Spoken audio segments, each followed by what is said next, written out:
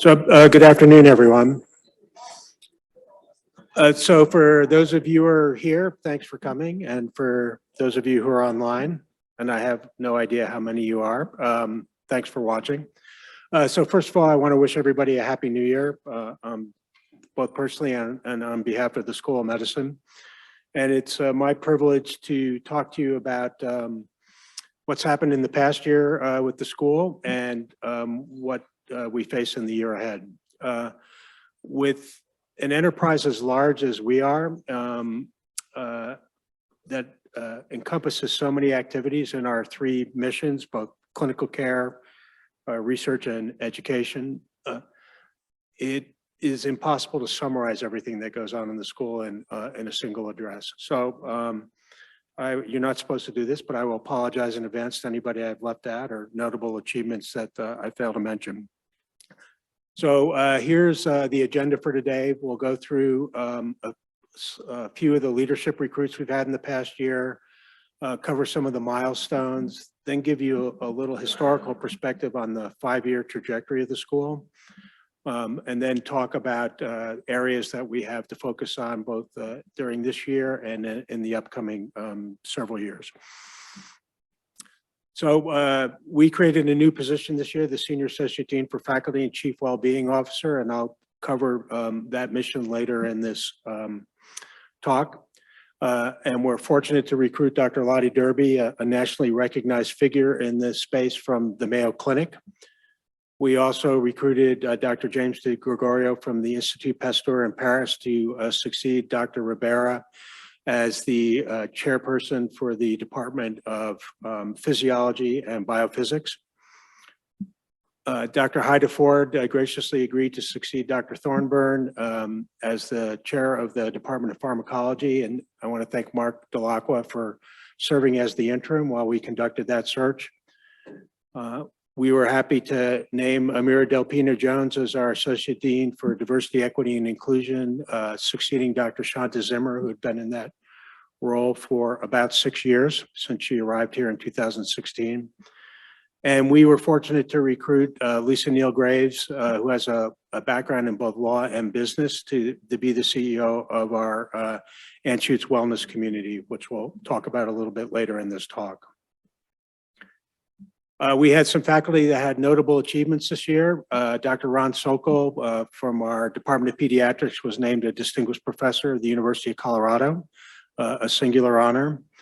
I'm hopeful that at the end of the February Regents meeting, we'll have another faculty member we can announce as a distinguished professor. Mark Johnston, who was formerly the chair of biochemistry and molecular genetics, was named to the National Academy of Science. Dr. Vineet Chopra, who's our chair of the Department of Medicine, was named to the ASCI. And this year we are creating a new set of recognition for the clinicians on our campus to recognize both distinguished physicians and advanced practice practitioners. This award, or these awards, there are 7 as you'll see on the next slide, recognize sustained exceptional clinical expertise and performance, service, patient-centered care, and high-level professionalism. There'll be a separate ceremony honoring these people later this spring, but I wanted to introduce them to you here this afternoon. On the top row of this slide, you'll see the 3 advanced practice practitioners who were selected from a very competitive pool. Denise Abdu, Carrie Helselma, and Glenn Peterson. And on the bottom row, you'll see 4 clinicians who are probably also well known to many people at this talk. Doctors Rachel Davis, Manali Kamdar, Michael McDermott, and David Partridge. And as I mentioned, they'll be recognized in a separate ceremony later this spring, and congratulations to them. I'm told by the committee who entertained these nominations that this was a tough decision because there were a lot of laudable nominees for this recognition. So in the past year, as I mentioned earlier, we established this new Senior Associate Dean position for faculty and Chief Wellbeing Officer. Dr. Derby graciously agreed to accept that role. We established a new department of biomedical informatics headed by Casey Green, who joined us a couple years ago now from the University of Pennsylvania. We renewed our comprehensive cancer center support grant for another 5 years under the leadership of Dr. Schulich and his team in the Cancer Center, and remain really the only comprehensive cancer center here in the Rocky Mountain West, unless you go over the mountains to Salt Lake City. With Dr. Josie O'Connell's leadership, we renewed our HRSA AHEC Award, which really has a footprint across the entire state of Colorado. We opened the Anschutz Health Sciences Building. It's hard to believe it's only been a year since that opened, but at this time last year, there were still a bunch of people hanging glass and running around the atrium. And now we're pretty much moved in there. And according to all the feedback I'm getting faculty, they're ready for another one. Importantly, it's important to recognize that John Gates and his family, and particularly Diane Wallach Gates and the Gates Foundation, committed $100 million to start a program and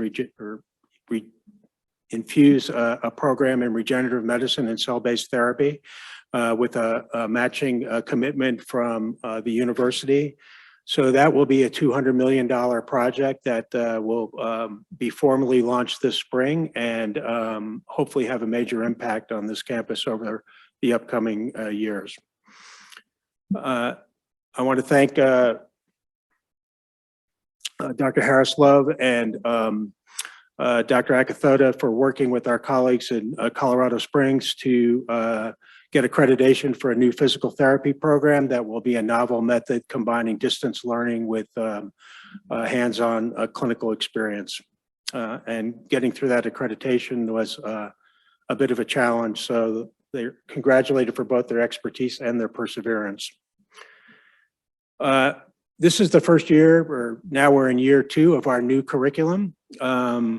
We completed the first year to very positive reviews.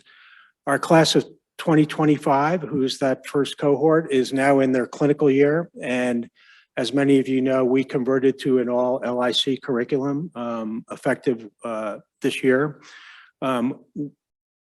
So far, the reviews on those students in terms of their preparation for entering the clinical space have been very positive. It's required a major logistical effort on the part of our education team, led by Shanta Zimmer and Dr. Jennifer Adams, who spent a lot of time lining up the LIC curriculum across the state of Colorado. Particularly want to note that Denver Health, who is a pioneer in this LIC model, has expanded to host 3 cohorts. Our colleagues at the VA now host 2 cohorts. We have one up in Fort Collins in collaboration with our CU branch campus. The Colorado Springs branch campus has doubled their participation, hosting 2 cohorts now. And of course, our colleagues on this campus are also hosting LICs, in addition to the one we have in rural Colorado. We're in our second year of a 4-year branch campus curriculum at Fort Collins with a partnership with Colorado State University. And the 12 students who are there are having an excellent experience to date. And then we have what in the education circles in our world is called the bulge. When you move the clinical experiences up a year, the old curriculum is going through the clinical years at the same time as the new curriculum. And therefore, there are an increased number of students in the clinical space, which is already crowded. So fortunately, we're on the tail end of that, and required a lot of work and a lot of cooperation from our clinical partners. But I think we're now settled into a new equilibrium. So I mentioned earlier, we opened the Anschutz Health Sciences Building, and I think by all accounts, it's been a rousing success. The people who have offices there are the envy of the rest of us on the campus. It's provided a nice venue for public events in the conference center there and in the atrium. and it's home to a welcome new restaurant on the campus. Now, when we were preparing for the Anschutz Health Sciences building, Peter Buttrick, our Senior Associate Dean for Research, and I decided it would be interesting to walk through our old buildings and see how we were doing, particularly in terms of the efficiency of use of research space. And I left those tours thinking that our labs look like my office, i.e. Disorganized and in need of a major cleanup. So I want to thank our facilities people and our environmental health and services who undertook this effort at the same time they were moving people into the Anschutz Health Science building. So it was a major effort. And for those of you who like to do the math mentally, if you look at this inventory of what was removed from those lab spaces, that's roughly 600,000 pounds of material that was carted out of those laboratory buildings over the course of this cleanup. I could spend 45 minutes showing you before and after pictures, but I'll show you one here. And this is indeed representative of the impact that this had. We left this with a couple of takeaway messages. One, we probably should not wait 15 years before we do this again. The second is that we have a bunch of hoarders on our faculty. So hopefully we'll be able to keep it, but this has freed up some much needed space because we have a lot of research recruitments going on and people need that laboratory space. And this looks a little more attractive to a recruit. The picture on the right looks a little more attractive to a recruit than the picture on the left. We've made some changes in our financial models over the past year. We get support from the state of Colorado as a public institution to support the education of our student body here. It has not kept pace with inflation since 1985. So in adjusted dollars, we're behind where we were then. It's about 1.5% of our budget overall. But an important part of our budget. And we have changed the methodology by way how we reallocate it to departments. As with any change in methodology, that's a zero-sum game. There were winners and losers. The winners are pretty happy and pretty quiet, and the losers are pretty unhappy and pretty vocal. But at least now we have a rational and defensible methodology for that. We also changed the funding model for our basic science departments, put them on a, I think, sounder and more reliable financial footing that doesn't require renegotiation every year, and also provides them the opportunity to be entrepreneurial and generate funds for initiatives without coming to the dean, which in my estimation is a good thing. And we continue to expand our footprint in the community, changing some of our models in our adult practices to direct employment rather than leasing employees, and our models in our pediatric clinics to a more financially sustainable model in partnership with our partners at Children's Hospital Colorado. So, I think it was Bill Gates who said we vastly overestimate the amount of change that occurs in 2 years, but vastly underestimate the amount of change that occurs in 10. So I thought we would take the middle ground here and do 5. And so if you look at the trends across the school over the last 5 years, they're actually, in my estimation, pretty remarkable. So we're now about 11,000 employees, about half of whom are, whoops, sorry about that. About half of whom are faculty. So you can see a substantial increase in faculty numbers.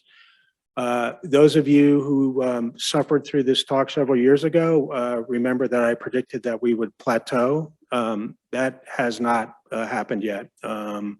And 6 months into this fiscal year, we're on the clinical front running about 6 to 8% ahead of where we were last year. If you look at our overall budget, we're around 2.2 billion now, and about 60% of that comes from our clinical activity. Our grant funding has increased substantially, and in particular, our grant funding from the National Institutes of Health has increased by almost 60% over the last 5 years, which is vastly outpacing the increase in the NIH budget, as you all know. We serve over 680,000 different patients in our practice, and by far, I think, have the largest multi-specialty faculty practice or physician practice in the state of Colorado. And we're closing in, or probably we'll pass this year, 4 million patient encounters among that population. Our med school has become increasingly popular and has really gone from drawing from predominantly a regional pool of applicants to a national pool of applicants. We peaked about 2 years ago at 14,000 applications, but the last 2 years have hovered around 11,000 or so, which is up by about 50% from 5 years ago. Nationally, applications are up about 20% in that same period of time. I want to thank the middle row here, our philanthropy team, the CU Foundation office on our campus, for an extraordinary run of extramural fundraising from a very generous philanthropic community, which has really helped catalyze all the growth you've seen on the previous slides. And without that, I think the trajectory would have had a much lower slope and be moving much more slowly. Part of that philanthropy is endowed chairs, and as people who attend those events have heard me say, it's probably the only meeting I have on campus where everybody in the room is happy. So endowed chairs are a big deal. They not only provide flexible funding for the holder of that chair, but they're a public recognition of the excellence that that person has achieved. And so we're very grateful to the foundation and to the donors for increasing the number of those chairs. So what are the challenges that we face moving ahead? Because by the numbers, this is a fabulous story. And I think the envy of most medical schools and academic medical centers around the country. One is that the economics of healthcare in the US are changing and have changed substantially over the last 24 months. And I'll show you some data about that. We'll talk about what could happen to Medicaid rolls. And since Colorado is a Medicaid expansion state and almost 1 in 4 Coloradans is on Medicaid and 1 in 2 children in Colorado are on Medicaid, significant changes to Medicaid have a major impact on the state. And then for years, so I graduated from medical school in 1981, and in 1981 we were hearing about the coming of population health and taking risk. I'm finally seeing it start to happen in Colorado, and many of you saw the announcement last week of the a deal between Intermountain Healthcare, which has acquired the SCL system here in Colorado, and UC Health to enter the insurance and risk market by partnering on a Medicare Advantage plan in January of 2024 and an individual purchasable plan on the health exchange in January of 2024. This has involved combining the clinically integrated network from Intermountain and UC Health, and that merger is underway, and the filings with the Department of Insurance and et cetera are taking place over the next couple of months. But this will be a significant change in the business model of how we approach healthcare delivery in the state.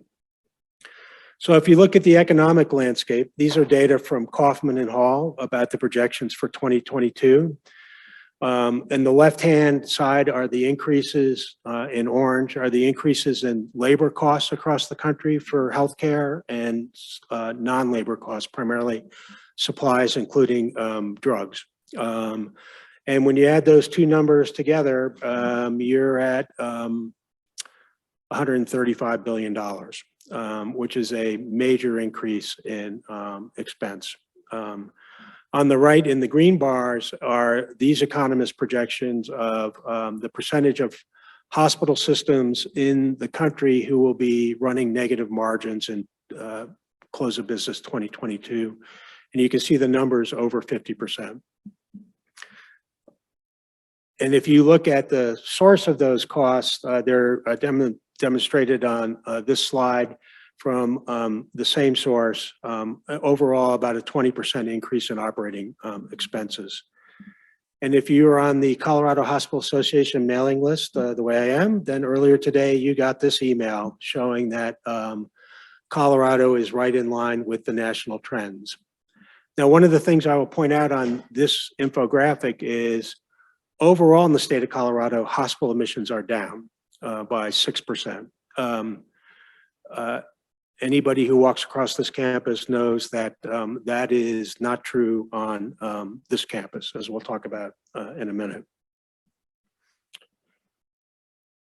The other thing is, I mentioned earlier, a potential significant change in the number of people covered by Medicaid in the state of Colorado. So at the beginning of the COVID pandemic, when the federal government declared a public health emergency, which has continued and was just renewed this week by HHS, part of the public health emergency requirements were everybody who was on Medicaid or joined Medicaid could continue on Medicaid through the end of the public health emergency. About 2 weeks ago, the government announced a change in that policy and severed that Medicaid eligibility from the public health emergency. And so effective March 31st of this year, states are instructed to undertake a review of their Medicaid rolls and decide who remains eligible and who should be removed from the rolls. This has potentially big implications for the number of people covered. If someone comes off the rolls because they have a job and are eligible for healthcare insurance, then that's a good thing. If someone comes off the rolls because they've moved to a different apartment or don't have an apartment or a residence and can't be contacted, they will become uninsured. So the estimates are across the country, somewhere between 5 and 14 million people will lose their Medicaid eligibility. How this will be implemented in Colorado, we don't know yet, but given the numbers I mentioned earlier with the size of the Medicaid population in Colorado, this has the potential to be a significant change. With these sort of economic challenges, at the same time, the clinical landscape is changing a bit. So I mentioned earlier, I'm old. When I graduated from medical school, healthcare economics were dominated by hospital costs. And hospital systems made their money on inpatient services, and most of their margin was derived from surgical services delivered in the inpatient setting. And as you can see on this 25-year trend, the blue bars on the left are percentage of revenue coming from outpatient services, and the green are percentage of revenues coming from inpatient services. It's kind of gone from 25-75 to 50-50, and in many systems now, it's moved to 60-40, ambulatory versus inpatient. And given the trends in terms of minimally invasive surgery, more aggressive postoperative recovery and rehabilitation, the rise of ambulatory surgery centers and infusion centers, that trend is likely to continue over the coming decade. The other thing that really received a shot in the arm, no pun intended, during COVID was the advance of digital health, particularly telehealth. So at the beginning of the pandemic, telehealth was a rising trend, but was limited somewhat by reimbursement policies that were highly variable from carrier to carrier and from state to state. And with the advent of the public health emergency, when those services became covered, there was an abrupt increase in telehealth. And people who didn't think they were going to like telehealth turned out to think it was a pretty good experience. and it has stayed with us since then. The government has issued policies that suggest the current reimbursement will continue for at least another couple of years. And if you look at our experience here, pre-pandemic, in a good month, we might do 200 telehealth visits. And now in the steady state, we're doing about 20,000 a month. You can see that abrupt rise in early 2020 when we went from 0 to 100 in like 3 seconds. So that's here to stay. What's starting to creep into the clinical arena now, and will certainly have a larger footprint going forward, are point of care decision support tools that are being driven by the application of machine learning and artificial learning algorithms to large sets of clinical data, as well as in this move towards outpatient medicine, the proliferation of devices in the home and in the outpatient setting that provide physiologic data and patient-reported outcomes that can be incorporated into the data streams that drive those algorithms. The other issue here is, in some sense, we are the victims of our own success here. When I got here, I like to tell everybody we were the best kept secret in Colorado. We're not a secret anymore. As everyone knows, we are the only academic medical center in the state. And if you look in the surrounding states, particularly if you go north, you could from here go well into Canada before you found another academic medical center. Our partners, Children's Hospital of Colorado, I think a decade ago had about 30%, 35% of the inpatient pediatric market in Colorado. Now they probably have 75% of the inpatient market in Colorado, both by an expansion of their volume and with their success. Other systems in the state have gotten out of the business. UC Health has moved to be #1 in market share across the state of Colorado, measured by inpatient admissions. And as you've all seen, the Parkview system in Pueblo will be joining UC Health pending regulatory approval later this year. And so the result of that is we're full. We collectively, almost all the time now. And that has led to delays in being able to provide care. Sometimes that is the deferral of non-emergent but important surgery because of the lack of inpatient beds. Sometimes it's people piled up in the emergency room waiting for inpatient beds. And sometimes it's people with unacceptably long waits for outpatient appointments for medical services. And you've seen our faculty numbers. We've grown substantially.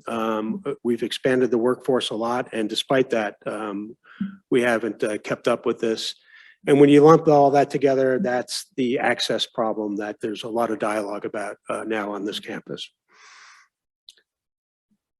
Now, between COVID, which had a bigger impact on the adult population than the pediatric population, and RSV, enterovirus D68, and influenza A, which, had a bigger impact on the pediatric population than the adult population.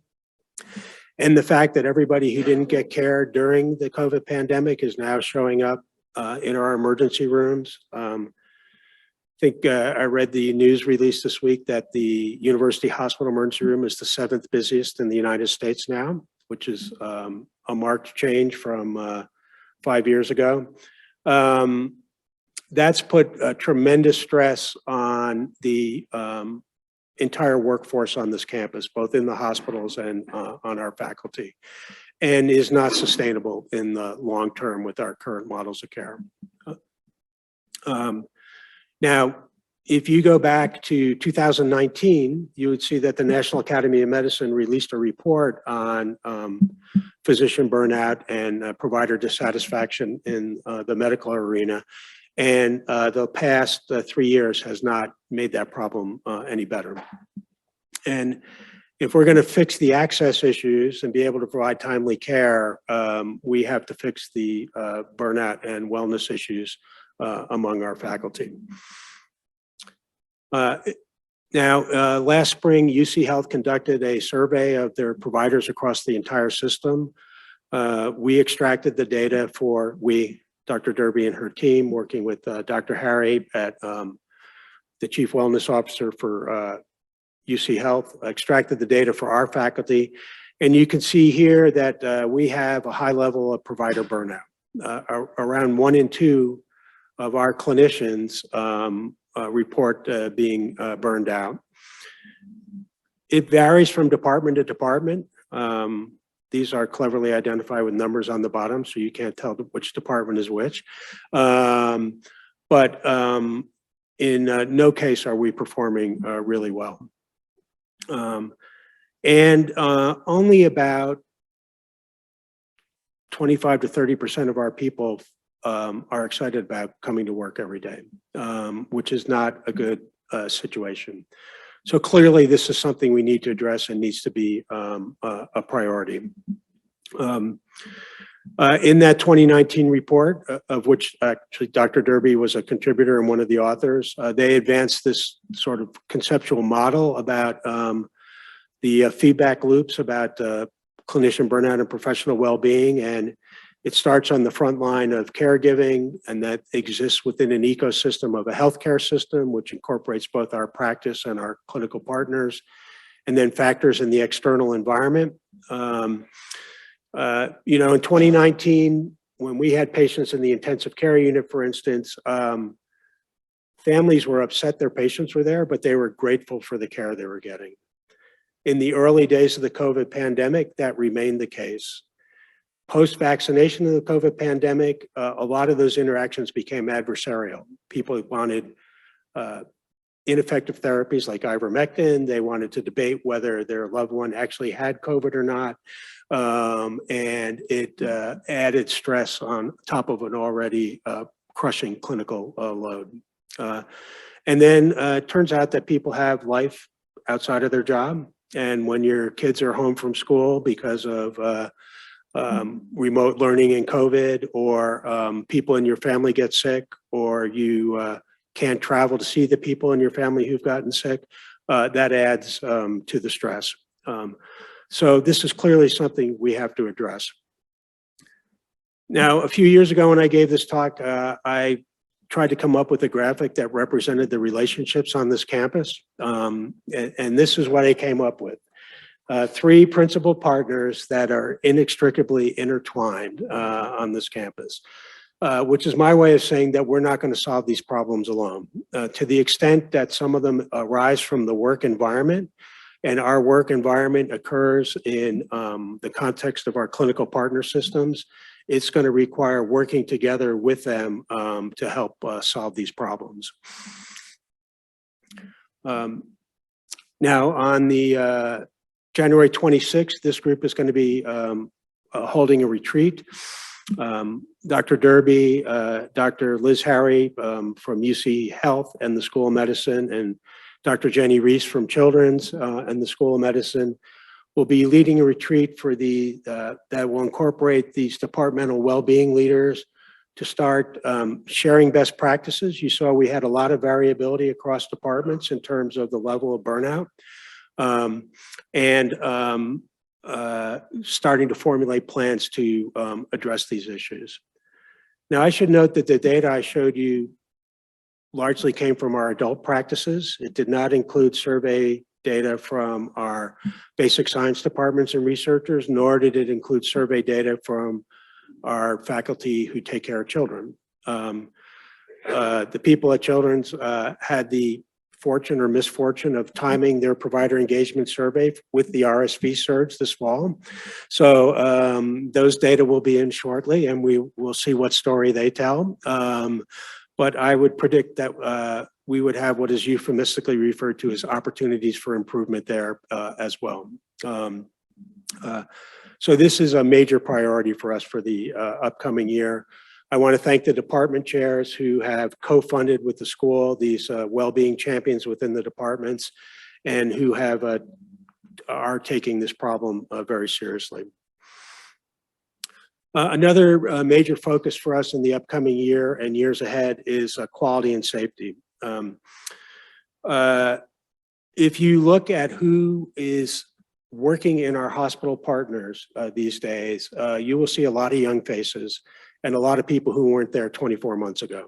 I think the estimates at Children's are about 40% of the employees have joined within the last 24 months. It's not all that different at UC Health. If you look at nursing turnover numbers and those things. And that means that there's a lot of people who joined under very high clinical loads without a lot of time to orient and be trained in the culture of quality and safety. So that provides us with a challenge to get the workforce up to speed and to maintain high levels of quality and safety in our environments and build systems that are resilient so that when we have this kind of turnover, the quality doesn't suffer. Now, in the last 2 years, Children's has appointed Reilly and Chris Nyquist as directors of quality and safety respectively. And UC Health has appointed Dr. Jennifer Weiler from the Department of Emergency Medicine as having that lead responsibility at a university hospital. And it will be the responsibility of all of us who work in those venues to partner with them to move these goals forward. And again, I want to thank our department chairs for their partnership in making this a priority for the faculty. Now, it's a little weird to be given a talk at a medical school and then have a slide about the Supreme Court of the United States, but they're doing some things that affect us. So the first, as you know, is the Dobbs decision, which voided the Roe v. Wade decision that was handed down 50 years ago and turned control over those matters back to the state level. Now, we live in a state where the state legislature last year passed protective legislation protecting women's rights to a variety of reproductive health care options, but we are surrounded by states that did not. And therefore, we'll be seeing and have seen patients crossing state lines to access services. There's a lot of concern that those states might want to reach across state lines and pursue patients or providers who provide those services. So we're going to be watching carefully our state legislature this year, which plans to introduce bills providing additional protections for both providers and patients. And I know UC Health has introduced some measures in the electronic health record to help protect the privacy of those people. The other one that's coming up are two cases you probably read about a lot. The University of North Carolina is a public institution and Harvard University is a private institution about admissions policies and the permissibility or lack of permissibility of using race in consideration for admission. It would probably have a bigger impact if they considered alumni status as a consideration for admission, because that turns out to be a much bigger affirmative action program than any other factor. But it's widely anticipated that those decisions will have an impact on admissions policies across the United States. And we will have to be prepared to deal with that. We have made great progress in diversifying both our medical students and our trainees over the past 7 years. I think when I got here, about 9% of our residents in 2015 were from underrepresented groups. And this year it's about 29%. Similarly, the med school runs between 25 and 30% in the undergraduate medical population in any given year. That commitment to diversity has made us better. And that commitment is not going to change. We still have a long way to go in our faculty. And one of the opportunities, given the rate of growth of our faculty, is that provides us an avenue to be able to diversify our faculty. So in closing, what are the goals coming up? So I've mentioned some of them, and the ones on this slide I'm going to reemphasize require positive, productive working relationships with our clinical partners. And that means assuming good intentions on both parties as we enter these negotiations, a willingness to have tough discussions, but to do so in a respectful manner, and recognizing our mutual interdependence and our focus on providing the best care for patients who seek our care. As I mentioned earlier, we need a major effort on making our faculty feeling better about being faculty. We are the only academic medical center in the state, but we want people to be here because they want to be here, not because there isn't another academic medical center to go to. That will require some action at the institutional level. To the extent that some of this is driven by factors in the work environment, many of those solutions will be local and specific to the programs that they arise in. Concomitant with that, everybody here comes to work every day wanting to provide the best possible care, and nobody wants bad outcomes for our patients. So we need to continue our focus on quality and safety. And we need to try to meet the clinical demand for our services. I wasn't here then, but in the days of Colorado General in the 1980s and 1990s, the only people that came to see our faculty were people who couldn't be seen anywhere else.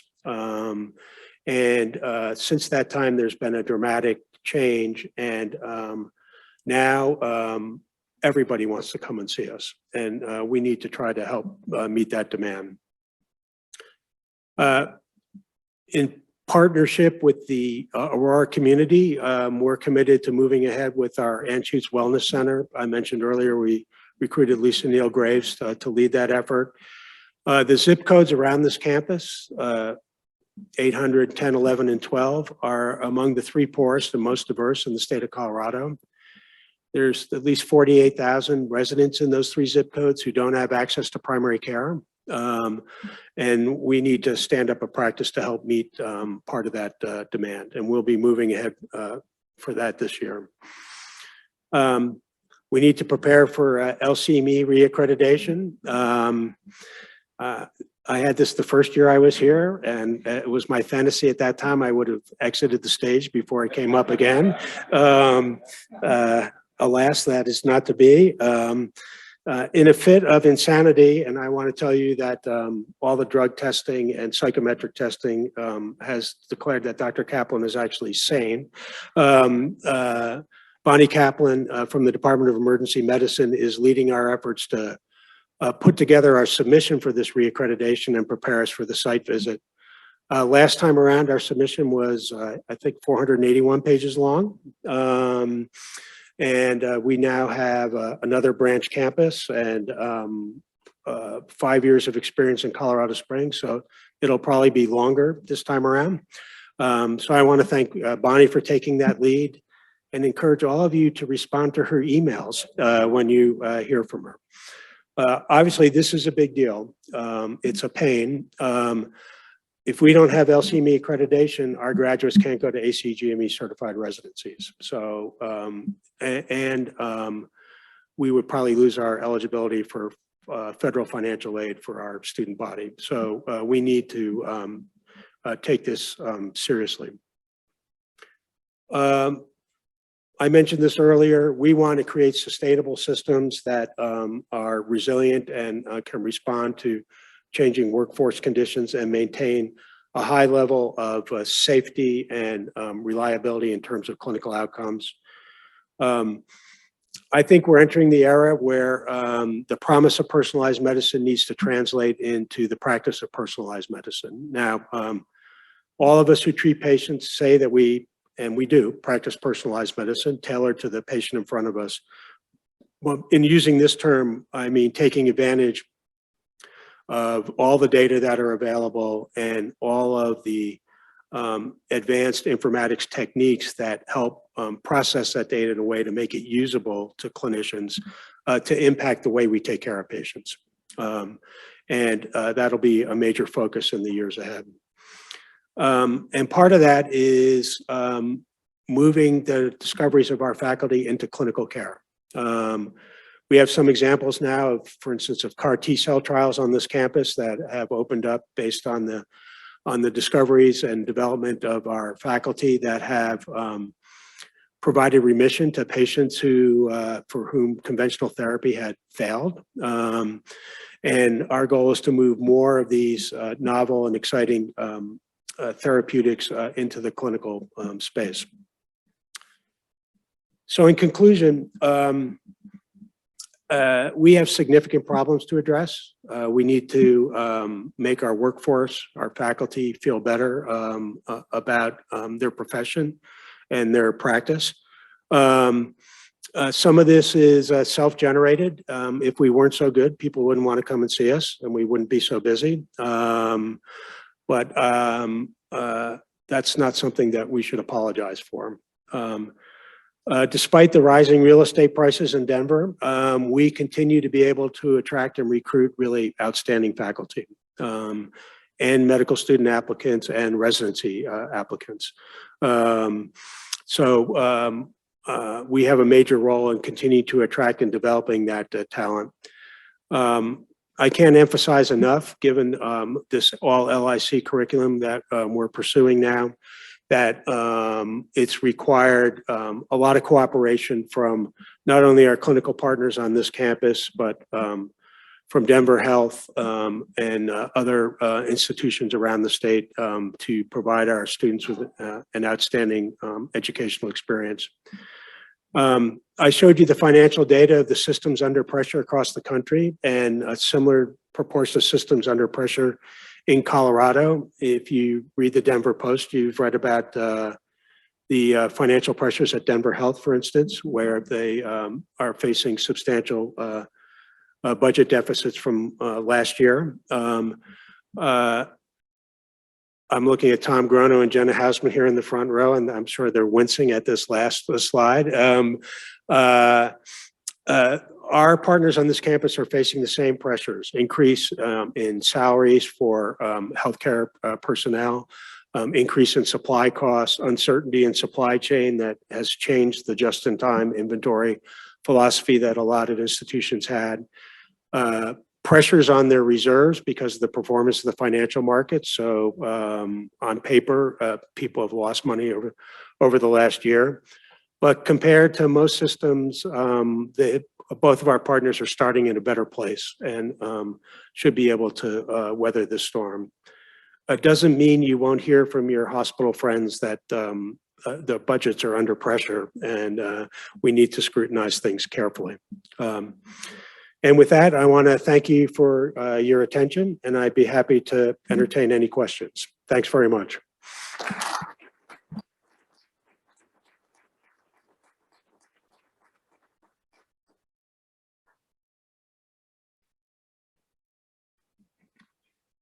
We have anything in the Zoom Q&A?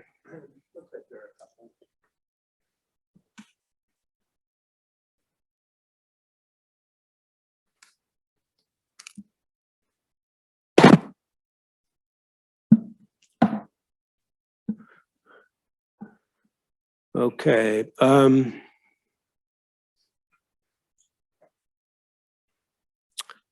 So yes, we will send out the slides. The anonymous attendee are some of the increase in hospital costs due to more malpractice from increased nurse practitioners? The short answer to that is absolutely not.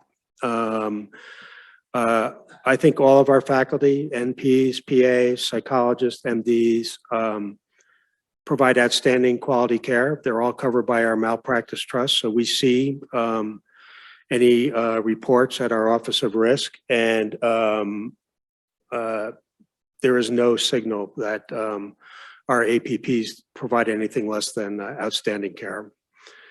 Is there a retention plan being developed to help retain staff and faculty in the School of Medicine? Well, there was one implemented in addition to the Board of Regents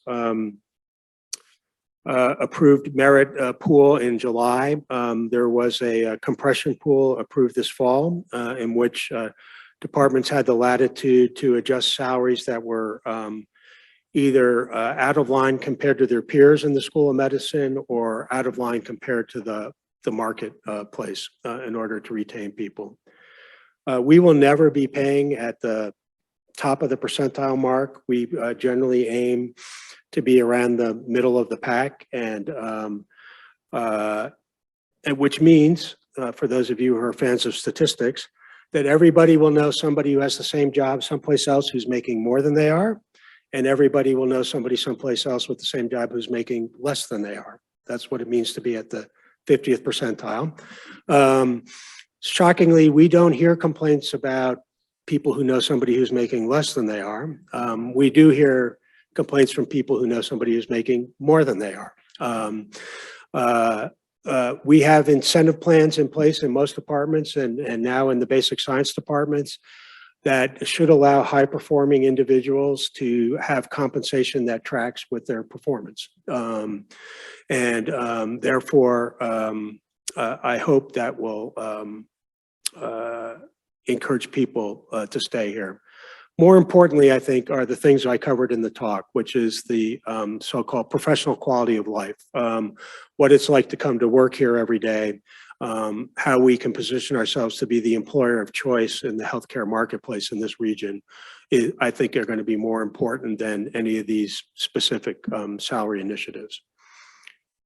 And the last question in here is, given the recent federal policy to eliminate non-compete arrangements for employees, will this change enforcement of non-competes for faculty? The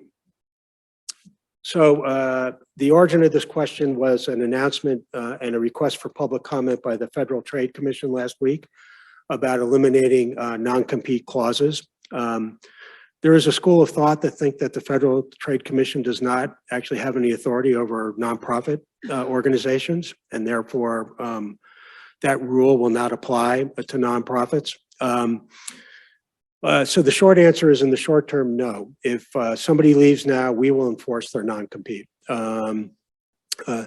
If after the 60-day comment period and then the 180-day waiting period, the FTC implements this rule and it's legally, the legal opinions are that it applies to us, then of course we will apply with federal policy. I'm 100% confident that this is going to wind up in court about whether the FTC has the authority to do this, delegated authority from the legislature, or whether the legal opinion is that if that is the desire, then Congress needs to pass a law to that effect. Of course, we would comply with any laws that are passed, but until this situation is clear, we will continue to enforce our non-competes. We invest a lot of time and energy to recruiting faculty at this campus. For those who are clinically active, for whom the non-competes are most applicable, we, the school, and our clinical partners provide a lot of support while those practitioners build those practices. And to not protect our economic interests in those investments would not be sound business practice, in my estimation. And then last from Chip Dot here, what is the forecast for state funding? Cloudy with the chance of snow. I would be shocked if there's a substantial increase in our state funding allocation for the upcoming year. I would be shocked if there was a big decrease, but our financial forecasting for the school is predicated upon relatively stable levels from the prior year, not with any substantial increases. Any other questions I can answer? Okay, thanks for your attention.